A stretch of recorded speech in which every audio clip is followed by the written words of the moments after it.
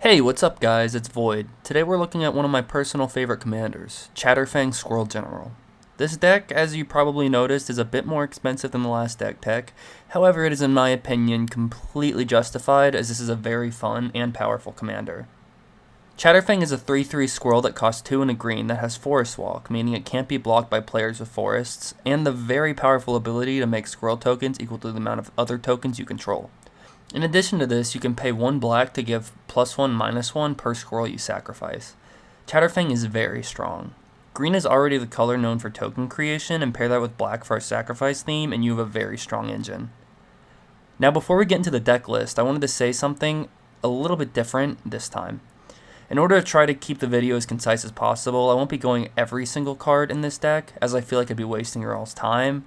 Instead of this, we will just be going over the key strategies with Chatterfang, and the rest of the self-explanatory cards will not be covered. Let me know what you think of this idea in the comments. Let's quickly go over this deck's strategy. This deck's goal is to first ramp up mana in the first 2 rounds. Ideally, you will have a mana rock or other ramp card in your hand at the start of the game. As soon as we get to our 3rd turn, we ideally want to play Chatterfang. The reason for this is our next core strategy, Swarm.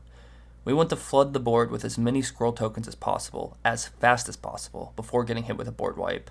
Now, board wipes are inevitable in most commander games, and that's why we include cards like Blood Artist and others that will be talked about in our 3rd and final strategy, Punish, where we hurt players for removing our creatures.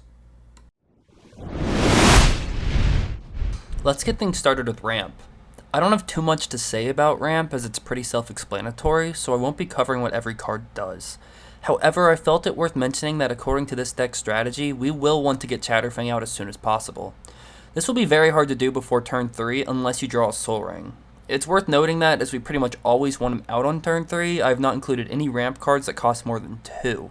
The goal is, once you hit turn 3, you won't be needing to doing much ramping, as Lamp Return should be giving you enough mana to execute the deck strategy. Make sure you're playing ramp cards early on. A turn 2 Zulaport Cutthroat isn't bad if there are no other options, but if you have the option to ramp before turn 3, take it. The damage you may take to not having blockers on turn 2 is much less important than getting your commander out fast.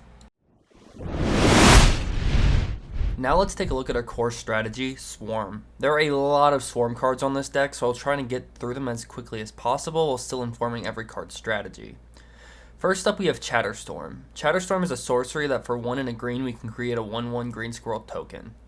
Typically, this card is just okay, as you would get 2 squirrels with Chatterfang is out, but the key here is utilizing Storm.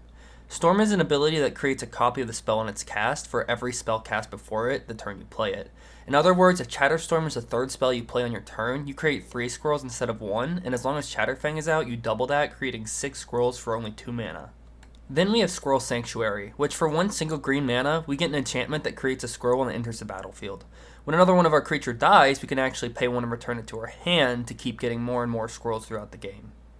Cloakwood Hermit is an enchantment background for 2 and a green that allows us to create 2 squirrels as long as a creature card hits our graveyard that turn. An important thing to note, although tokens don't stay in the graveyard, they do technically enter the graveyard, and if you sacrifice a squirrel during your turn, whether it be through Chatterfang or another sack outlet, you will end up getting 4 squirrels with Chatterfang's ability.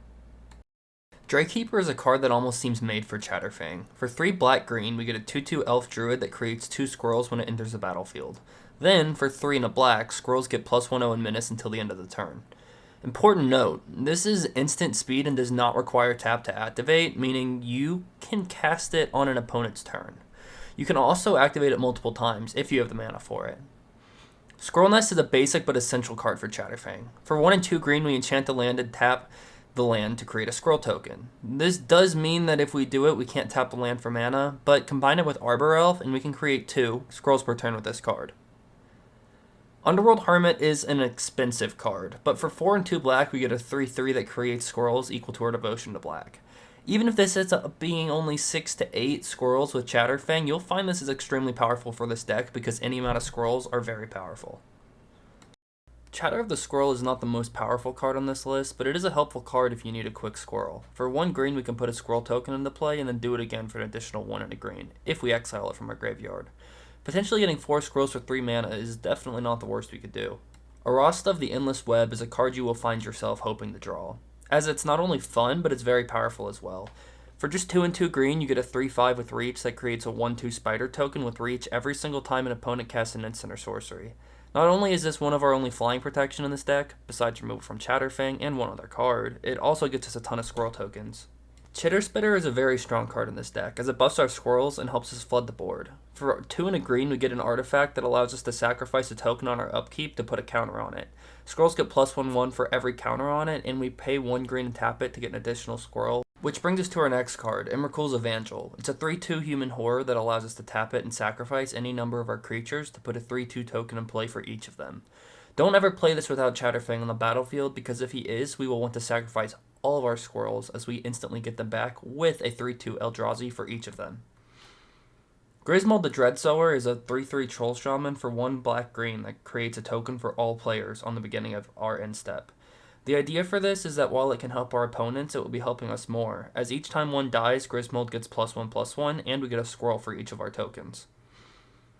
Samward Convergence is a card that I included just because it's so fun when it works. It does cost a whopping 8 mana, however we get a 5/5 at the beginning of our end step and complete protection from flying. Taste of Death is a sorcery for 4 and 2 black that forces each player to sacrifice 3 creatures, and we get 3 food tokens. Not only does this give us life gain, but if we have Chatterfang in play, we get our 3 squirrels we sacrifice back instantly. Verdict Command is a great utility card for 1 and green that lets you choose 2 of the following: creating 2 squirrels, countering a loyalty ability, exiling a card from a graveyard, or gaining 3 life. Typically you're going to be use this to get 4 squirrels, and then you can choose whichever option fits you best at the time. Ruthless Knave is a 3/2 Orc Pirate for 2 and a black that has the ability to pay 2 and a black to sacrifice a creature and create 2 treasure tokens. Even though they are not creatures, the treasure tokens will allow us to create squirrels as well, because they are technically tokens. Then by using the treasures to pay the cost, we will only need to spend 1 mana to gain an extra squirrel each time. Necrotic Hex is a very expensive card, but can be used as a win con in many situations as well. For 6 and a black, each creature sacrifices 6 creatures and you create 6 zombies and 6 squirrels if you have Chatterfang out. This can be a board wipe that leaves you with 12 creatures on the board. Sot's Will is an instant for 4 and a black that, as long as you control a commander, each opponent sacrifices their most powerful creatures. And on top of that, we get an 0/1 equal to the highest power card that was exiled this way. Hornet Nest is a great card to not only swarm the board, but offer protection for us as well. For 2 and a green, we get an 0/2 Defender, and whenever it takes damage, we make that many 1/1 flying insects with Death Touch. The key thing to remember here is Chatterfang's ability gives +1/-1, so we will not be able to use it to get more Hornets. Also, just because it's an 0/2 doesn't mean we can only get 2 insects. If someone swings with a 10/10, we will get 10 insects because it only takes 10 damage. This can offer us a lot of protection and give us the opportunity to make lots of squirrels very quickly. Tireless Provisioner is a 3/2 Elf Scout for 2 and a green that has Landfall. Whenever a land enters the battlefield, create a food or treasure token. This essentially gives us an extra mana or health, and the tokens also give us squirrels. Gilded Goose is an 0/2 bird for 1 green that has flying, and creates a food token when it enters the battlefield. Then you can pay 1 and a green to create a food token, or tap it to treat a food token like it's a treasure token. This is a cheap yet effective way to get scrolls for our deck. Scepter of Celebration is an artifact for 2 and a green that says equipped creature gets +2/0 and has trample. When the equipped creature deals combat damage, you create 1/1 citizens equal to the number of damage that you dealt. Now if you have a player that's running a forest, this is an excellent card to equip your commander and swing for 5 scrolls a turn. Ogre Slumlord is a 3/3 Ogre Rogue for 3 and 2 black that reads, whenever a non-token creature dies, you can create a 1/1 black rat token. This also gives rat Death Touch, which can be helpful to have our defense up. The key on this card is that it is not just your own creatures, it counts for other people's creatures dying too, and with Chatterfang's ability, you can get scrolls back pretty easily when sacrificing them with this card in play. Awakening Zone is an enchantment for 2 and a green that allows us to create a 0/1 token on our upkeep. We can then sacrifice that token to add a colorless mana. This is another way to flood the board, and it doubles as a ramp card. Deep Forest Hermit is a 1/1 elf druid for 3 and 2 green that has Vanishing 3, which means it's sacrificed after 3 turns. This is okay for us though, because we really only use it for its other ability that creates 4 squirrels as it enters the battlefield. Mycoloth is a powerhouse in this deck. It has Devour 2, which means you can sacrifice any number of creatures when playing it, and it has that many 1/1 counters on it.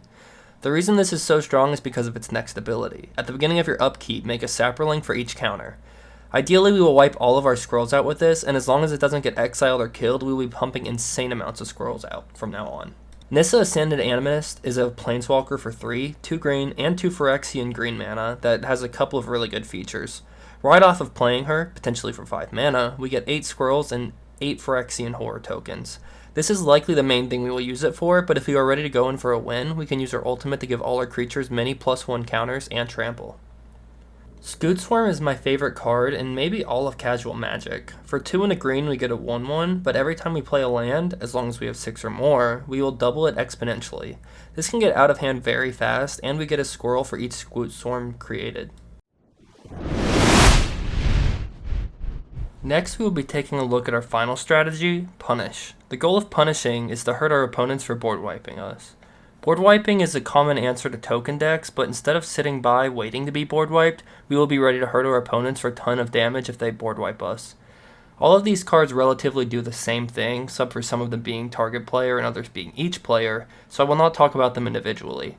However, it is a key piece of strategy in making this deck work, so I didn't want to leave it out. Try to get these out as soon as you begin getting large amount of squirrels. Board wipes can happen pretty fast, and we want to make sure our opponents are more scared to board wipe than they are of our squirrels. Don't be afraid to board wipe yourself either if it'll give you enough life or do enough damage to finish the game. Before I close, I wanted to talk about some win cons in this deck. Typically having lots of squirrels to remove board states with Chatterfang will be enough to win, but in cases where our opponents have too many creatures or too many powerful creatures, we have these cards. First up is Overrun. For 2 and 3 green we get a sorcery that gives all of our creatures +3/3 and trample until end of turn. Then we have Champion of Lamphold. For 1 and 2 green we get a 1/1 human warrior that says creatures with power less than this can't block creatures you control, and whenever another creature enters the battlefield, put a 1/1 counter on it. This will very quickly make all of our squirrels unblockable. Next up is Return of the Wild Speaker. For 4 and a green we get to choose 1 of 2, but the main thing we are focusing on is his second ability. Giving all of our squirrels +3/3, making them 4/4s at the smallest, should hopefully be enough to overrun our opponent's board states. And I have saved my favorite card for last. Beastmaster Ascension is an enchantment for 2 and a green that allows you to put a counter on it every time a creature attacks. If we attack with 7 creatures, we reach 7 counters, and suddenly all our cute little squirrels are deadly 6/6s. This isn't enough to kill our opponents, I really don't know what is. And the good thing about this is, we don't lose it as the steps in. This is a permanent thing as long as the enchantment is on the board.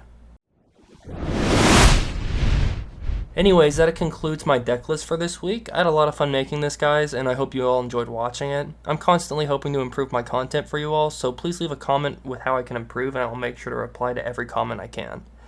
As always, if you build this deck, please let me know how it plays. I'd love to hear some stories in the comments. Peace out, y'all. Stay cool.